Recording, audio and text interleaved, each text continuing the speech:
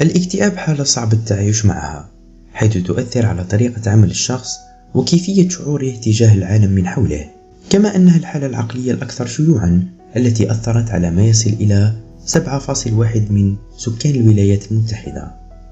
ولكن هل تعلم أن الاكتئاب يأتي بأشكال مختلفة ويؤثر على كل شخص بشكل مختلف؟ مرحبا، أنا سيسو سايك، مختص في علم النفس، أقوم بعمل مقاطع فيديو حول التثقيف في مجال الصحة النفسية وتحسين الذات. في بعض الأحيان يمكن أن يصاحب الاكتئاب هلاوس وأوهام، والمعروف أيضا بالأعراض الذهانية أو ما يسمى بالاكتئاب الذهاني، وقد تطرقت إليه في فيديو منفصل. حسنا، قبل البدء نود أن نذكر بأن هذا الفيديو تم إنشاؤه لأغراض تعليمية فقط، ولا يهدف إلى استبدال التشخيص المهني.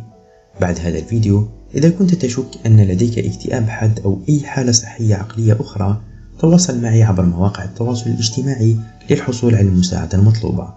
أيضا ينبغي أن نلفت انتباه أولئك الذين يتأثرون بذكر مواضيع تخص إنهاء الحياة، والتي ستناقش لاحقا أيضا. ومن هنا عزيزي المشاهد، لفهم أفضل لماهية الاكتئاب الذهاني بالضبط، هنا 7 علامات للاكتئاب الحاد بالمظاهر الذهانية. أولا، الشعور باليأس والعجز. هل تعتقد أن هذا يبدو مشابها جدا للاكتئاب العادي؟ نعم، الشعور باليأس والعجز هو مؤشر كبير على الاكتئاب الذهاني أيضا. قد تبدأ تشك في نفسك وتشعر بأنك عالق، يمكن أن يكون ذلك بسبب أي شيء في حياتك. ربما تشعر بأنك لن تتقدم في عملك، أو ربما تشعر بأن حالتك العقلية لن تتحسن أبدا. ثانيا، احتضان المعتقدات الخاطئة، أو ما يعرف بشكل أكثر رسمية بالهلاوس. إنها من أكبر المؤشرات على وجود أعراض ذهانية في الاكتئاب.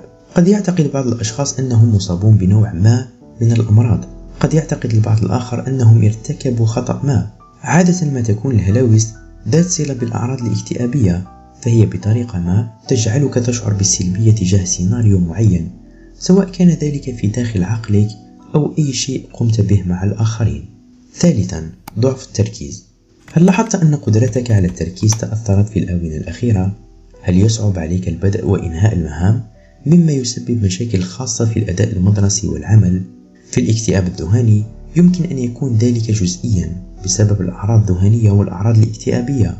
مع وجود هذه الأعراض يمكن أن تكون الأفكار صاخبة وساحقة، مما يجعل من الصعب التركيز على ما هو ضروري. قبل المضي قدما عزيزي المشاهد، لا تنسى الإعجاب بالفيديو للمساهمة في انتشار الفيديوهات التعليمية، وشكرا. فلنكمل. رابعا، فقدان المتعة في الأنشطة. هل تجد نفسك تبقى في المنزل أكثر؟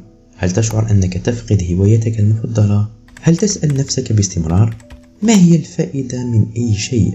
فقدان الاهتمام بالأنشطة التي كنت تستمتع بها في السابق هو مؤشر آخر كبير عن الاكتئاب. يمكن أن يزيل هذا المتعة من أي شيء كنت تستمتع به في الماضي. خامسا، الشعور بالذنب. هل تشعر بالذنب في غالب الأوقات؟ على الرغم من عدم ارتكابك شيء كبير يجعلك تشعر بتلك الكمية من الشعور بالذنب في الواقع. هل تشعر وكأنك تسمع أصواتا تلومك وتنتقدك؟ قد يكون كل ذلك مغذيا بواسطة الذنب. إنه مشكلة شائعة أخرى في الاكتئاب. غالبا ما يترافق هذا مع الهلاوس، مما يجعلك تشعر بالذنب بسبب شيء لم تفعله. في أحيان أخرى يمكن أن يجعلك تشعر بأنك عبء على الآخرين. هذه المشاعر في أي سيناريو غالبا ما تكون غير منطقية وغير متناسبة مع الواقع. يمكن أن يكون هذا صعبا بشكل خاص مع وجود هلاوس، حيث يمكن أن تظهر الهلوسة بشكل واقعي جدا. سادسا، التفكير في أنك لا تستحق الحياة. التخطيط أو التفكير في إنهاء الحياة هو عرض مأساوي للإصابة بالاكتئاب، أو لنقول السوداوية. في بعض الأحيان يمكن أن تبدو الحياة مرهقة وقاسية لدرجة تجعلك تشعر بأن كل الأمل قد ضاع.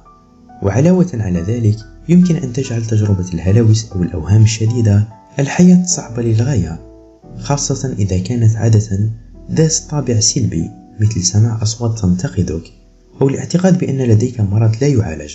هل شعرت من قبل بأي علامة أو التفكير بأنك لا تستحق الحياة؟ إذا شعرت بأي من هذه المشاعر أو الأحاسيس من قبل، فمن الضروري أن تبحث عن المساعدة فورا. سابعا، رؤية أو سماع أشياء غير موجودة. هل تشعر بأنك ترى وتسمع أشياء غير موجودة فعلا، سواء بشكل مباشر أو غير مباشر. على سبيل المثال رؤية الظل بدلا من الوجود الفعلي. على غرار الوهم فإن هذه الأعراض عادة ما تأتي مع موضوع أكثر سوداوية وتؤذي الشخص الذي يعاني منها. على سبيل المثال قد يسمع الشخص أصواتا تصيح في وجهه وتخبره أنه لا يستحق شيئا في هذه الحياة. من المهم أن نعلم أن هذه الأعراض الذهانية لا تسيطر على أعراض الاكتئاب، ومع ذلك في حالة اضطرابات الذهان الأخرى مثل الفصام تكون الأعراض الذهانية سائدة على الأعراض الاكتئابية. قد يصاحب الفصام الاكتئاب أو قد لا يصاحبه، ولهذا السبب من المهم طلب تشخيص نهائي. نأمل أننا تمكنا من إعطائك لمحة صغيرة عن بعض الطرق التي يختلف بها الاكتئاب الذهاني عن الاكتئاب الحاد. ما رأيك في الاكتئاب الذهاني؟ هل هناك أي شيء تريد إضافته؟ شاركنا في التعليقات أدناه من فضلك. إذا وجدت هذا الفيديو مفيدا تأكد من الإعجاب ومشاركته مع شخص قد يستفيد منه. لا تنسى الاشتراك وتفعيل زر الجرس ليصلك كل فيديو جديد. لقد تطرقت في فيديوهات سابقة عن الاكتئاب الحاد، الاكتئاب الذهاني، هل يمكن التعافي من الاكتئاب، والعديد من الفيديوهات الأخرى. إذا كنت تريد مشاهدة فيديو آخر عن الاكتئاب أتمنى منك الضغط على الفيديو الظاهر على الشاشة. في الأخير أتمنى لك يوم طيب.